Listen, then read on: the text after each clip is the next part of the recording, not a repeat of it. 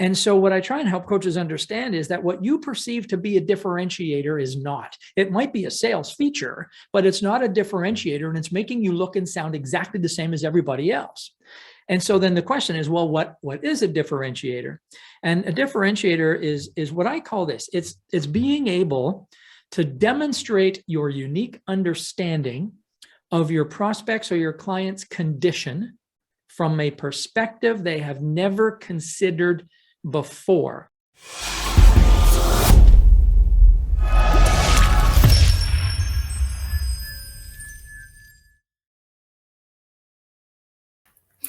Welcome to the Author to Authority podcast. I'm your host, Kim Thompson-Pinder, and I'm so excited to announce that in August, we will be having the 400th episode of the Author to Authority podcast.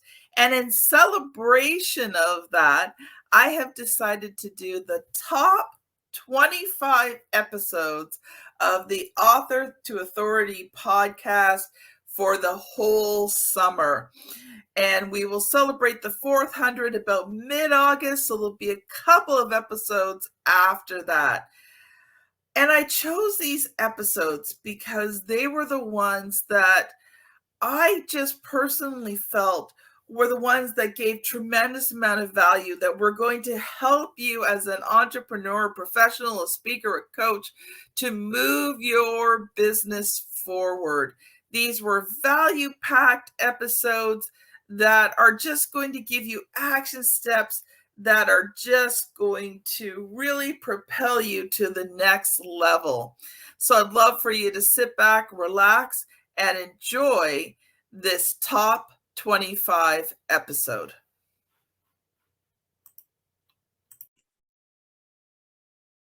Welcome to the Author to Authority podcast. This is the third episode from Podapalooza, and I have a hard time saying that name. But it's been an exciting journey so far. I love this concept of, getting paired with someone. Now, yes, obviously, we were allowed to choose who we wanted. So, Steve chose me, I chose him, because we knew we'd be a good fit for, he'd be a good fit for for you, the audience. And so I'm excited to have him on here today because he's going to be talking about thinking differently, speaking differently, and how you use that to sell more. Now, Steve has been performing on the live stage since the age of 6. And that's over 53 years ago. He's a fellow Canadian. I love interviewing fellow Canadians. He's an award-winning global speaker, and for over 30 years, he's been training and mentoring executives, thought leaders, and professional speakers from around the world to be able to deliver high-impact keynote speeches and make money from it at the same time. So welcome to the show, Steve. Well, thanks so much, Kim. Glad to be here. Thanks for selecting me out of the group. So, Steve, tell us a little bit about yourself. Like, how did you get in? Like, obviously, you've been performing for a long time, but how did you get into training and mentoring people in speaking? So I started playing music as a child at about 6 years old, and I started playing, on stages and on TV and that kind of thing. Then I joined a band, or formed a band in my teens, and we played around the country, and we were doing well. And it was fun, and it was great, and it was everything it should be. And then one time I saw a video of Zig Ziglar, and I had never heard of him. I didn't even know that speaking was a thing. And I'm watching this guy, and I'm thinking, he's got, no equipment. He's got no bandmates to worry about. He's not performing to a drunk audience. Like, he's got real people in the audience. And he's just showing up, opening his mouth, and then going away again. I want to do that. I want that job. So there was a big training organization that I had joined to teach me how to do that.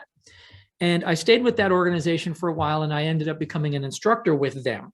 But the problem is I didn't really believe in what they taught. I did it because I was part of their organization. Yes. And what happened was, one day, before I'd ever coached anybody, I was in the back of the classroom and I was what's called a graduate assistant, which means I had done the program and now I'm in the back helping administratively. And the instructor came to me and he said, Steve, would you like to try coaching somebody? And I said, yeah, sure. So I had watched this instructor for a couple of years and I had in my head all the things that I liked and the things that I didn't like. And when I watched him coach, I would say, oh, I would do it that way too. And sometimes I'd say, I wouldn't have done it that way. So I had in my own head how I was going to do this. And so the student they put in front of me was the toughest one in the entire thing. It was a 13-week program. There's about week 6. And this guy didn't want to be there. His boss had sent him there. He never participated. He was just awful, and he got in front. And of course, I'm thinking, of course, I get the toughest one, right? I get the toughest one. And so he gets up there and within about 3 minutes, I had that guy opened up like Tony Robbins on steroids. I mean, he started sharing and he started crying and he started laughing and he like everything inside of him came out. And he never went back. He never reverted back. And so I call that a moment, because what happened to me in that moment is I said, I want to do this. I want to do that. I'm good at this. And so I left that organization and I started my own, and I've been training coaches and speakers ever since. And it's a little bit different than, how to sell from the stage, although that does occur. But it's really about how do you take whatever's inside you, whatever's there, and how do you share it with an audience, whether it's virtual, whether it's live, or even if it's a prospect or a boardroom, how do you share that in a way that reaches past people's intellect and into their imagination and changes them at a visceral level? And so that's the gift that I have, and that's what I do. So I got a question for you. Yeah. You said you were on TV as a kid. Would I have known any of the shows you were on?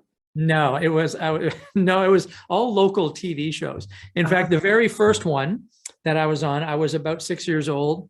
And what had happened was I was at a Christmas party with my family, my mom and dad and all my cousins, and we all played guitar. And of course, I was a very small, little skinny 6-year-old with, big, thick glasses. And I could barely hold this guitar that I was playing, but I could play it quite well.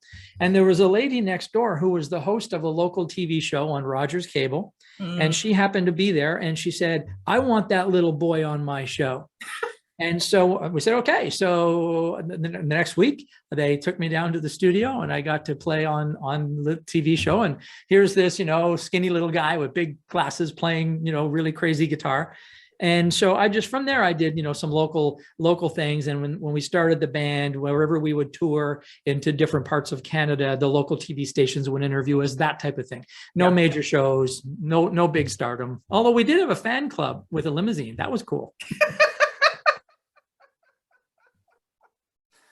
Oh, I love it, Steve. It's just because, we're both from Ontario, right? So if it was even a semi, well-known show in Ontario, I might have seen you on it. So there you go. I don't know. I'm not even sure that you're even remotely old enough to remember those days. I don't know.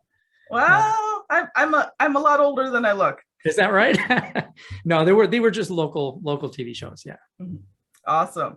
All right. Well, I know that I want to let you loose here because I know you have such tremendous value that you're going to be able to share with the audience. And, the audience is because, we had a total of maybe 2 minutes talk before you came on. So at least the audience that's listening right now is entrepreneurs, professionals, speakers, and coaches. So these are, from solopreneurs to small business owners, professionals like real estate agents, financial advisors, and of course, speakers and coaches. So what advice do you have for us today? And I'm going to let you loose to speak for a little bit. Okay, cool. I mean, there's so much that we could talk about, right? So my mind is going to this. I meet so many coaches, speakers, consultants, authors, all the people we know. And they try so hard to differentiate themselves. They try hard to stand out by differentiating themselves. And they do it this way. They always talk about the same things. So for example, if we have a coach, let's say a business coach, and we line that business coach up on the wall with 15 other business coaches. And if I asked that one coach, I said, tell me why I should choose you. The answers that are going to come back almost always fall into one of these categories. Either they're going to say something about their experience. I've been in the business for 20 years. Or they're going to say something about their credentials. Well, I'm a certified this, or, I've been trained in that. Or they're going to say something about their story. Well, I have a unique story. I've been there and done that, and I've lived it myself. Or they're going to talk about their service. Well, I take my clients very seriously. And there's going to be something in there that they're going to use.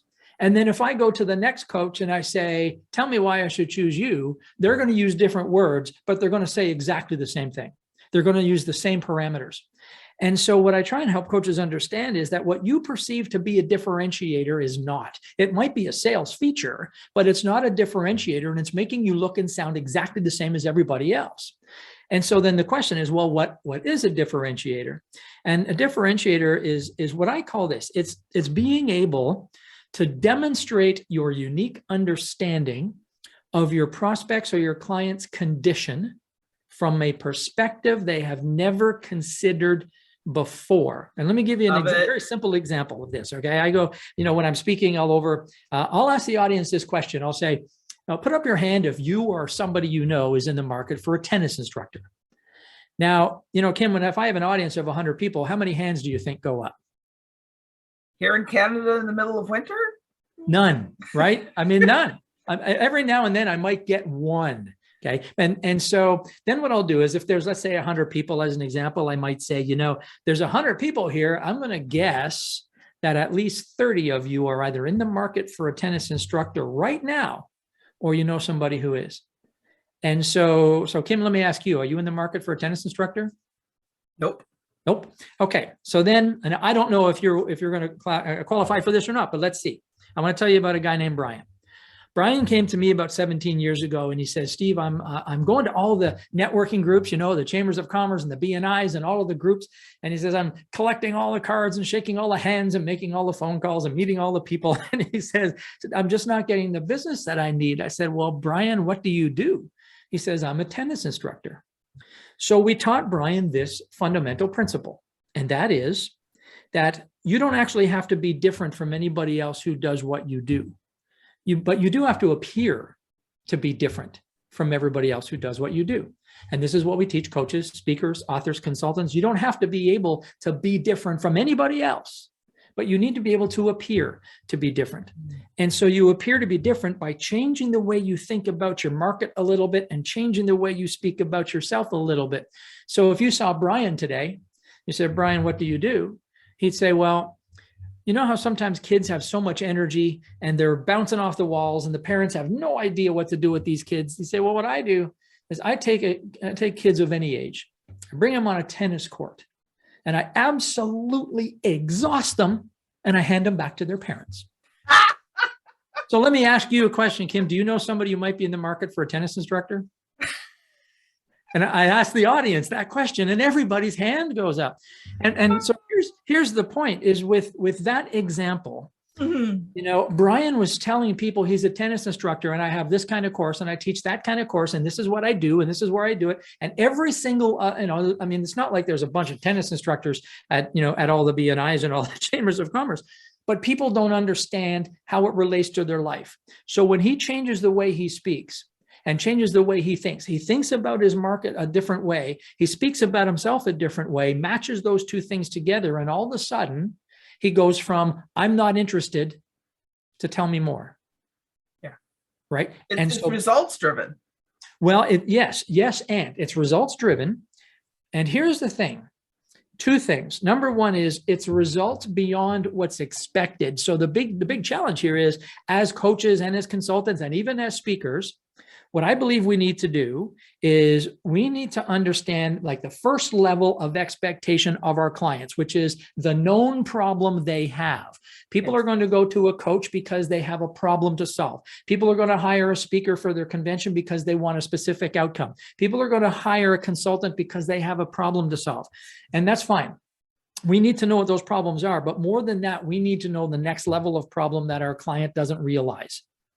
And that is so with Brian, the tennis instructor, that people know that they only going to hire a tennis instructor if they want to learn tennis. And like you said, really in Canada in winter? Well, in Canada in winter is when we need the tennis instructors the most because that's when the kids are in the house. And so we need to understand the next level of need with our market. Yeah. Wow. Okay. Mind blown. It's spinning. I'm thinking. Oh, good, good. You know what? One of the things that I love about being a podcast host is how much I learn in the process. Yeah, sure. Yeah, I get that. You know, I work really hard to bring in, you know, very high level experts like yourself. And when they share these types of things, all of a sudden I'm like, okay, I got to write this down because this is something I need to think about, and then how I apply it. So I want the audience just to stop for one very quick second, because what Steve said here is very powerful, not just as a speaker, not just even getting on stages, but even, you know, he just gave you a massive nugget that's going to help you take your business to the next level. Because when you can differentiate, you know, my book back there, Author to Authority, one of the things I talk about is differentiation. And, you know, you don't go into a store and look in a bin of light bulbs and carefully pick through them to find one. You grab the top box, you say, okay, they're not broken, and you take them, right? It's the same in business. If you look like every other person who does what you do, guess what? If you're at the top of the bin that day, you'll get chosen. If not, you're going to sit in the bottom for a while. 100%. And you know what's so interesting about that is the more we try and differentiate ourselves using the same techniques as everybody else, the more we look the same. Mm-hmm. I've got a webinar that I do about how to stop trying to sell your books as an author. And I know that sounds kind of counterintuitive, and it's really not about not selling your books. But what it's about is, how do you get your book to sell you? How do you get your book? You know, when somebody buys a $20 book or $19 book on Amazon or whatever, how do you get it so that when they read that book, they say, I need to speak to this one. I need to talk to this one. I need to hire this one. And so, you know, I love the nature of your podcast, you know, from Author to Authority, because there are so many people, and you know this, Kim, you know, there's so many experts who write books, and in those books is incredible wisdom. And then we often spend so much of our time and energy trying to sell our books. And it's not a bad thing to sell your books. Of course you want to sell your books, but that's the short money, and that's the short impact, because people will buy your book and they can read what's in it, but they can only implement at a certain level. If we want to change lives, if we want to impact change, if we want to facilitate growth in the community and humanity, people need more than our books. And so our books need to sell us so that people can come to us and avail themselves of the greatness that we really can offer, so that we can facilitate the change that we were actually meant to change. The book is an amazing tool, and it does position us as an as an authority, and it can make some money, and it can affect people's lives. But I've always believed that a book is it's a limiter, only because it's like, you know, would you rather fly, you know, from here to Vancouver and be very comfortable knowing that the pilot has read the book? Or would you rather fly knowing that not only has the pilot read and written the book, but he is, he's